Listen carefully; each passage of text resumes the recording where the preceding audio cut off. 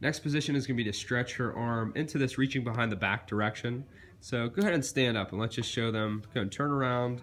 So most people that are missing motion at their shoulder either complain about overhead or their ability to reach behind their back.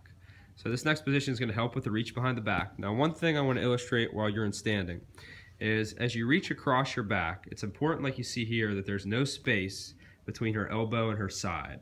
So this area that we're talking about right here. So show them, if she keeps that space and she tries to raise her arm up towards her back, it jams the shoulder in somewhat of an uncomfortable position.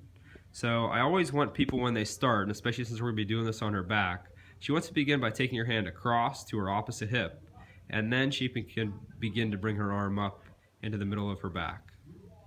Okay, making sure that there's never a gap. So Darby's pretty flexible. Most people aren't going to be able to go quite that high. Even if you just get to that position, that's fine. That's going to be the beginning position that we try and get to with this laying on the back position. If you can't get there comfortably, this next exercise is probably not something you're quite ready for. So we're going to have her go ahead and lay down on her back. And laying down, she's going to do the same thing, putting her hand between herself and the table.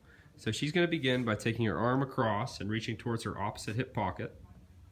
And then from there, if it feels comfortable, she can start to bring her hand up through her mid-back, kind of like we showed in standing.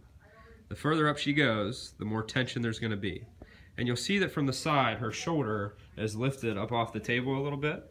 So once she gets to that position, she's going to gently squeeze her shoulder blade in that back and down, pulling it down towards the table, which will add to the stretch. So I always tell people to make sure that they don't put too much tension on it to begin with, because there's going to be more of a pull when you pull on that shoulder blade down and back. And I would hold this position somewhere between 5 to 10 seconds initially, and doing it 10 times. As it's feeling comfortable and it's just a pure stretch without any pain associated with it, it is something that you could do maybe less reps, somewhere in the 4 to 5 range, and hold for a longer period, 20 to 30 seconds. Very helpful for posterior capsule, pec mobility, as well as improving the ability to reach behind the back.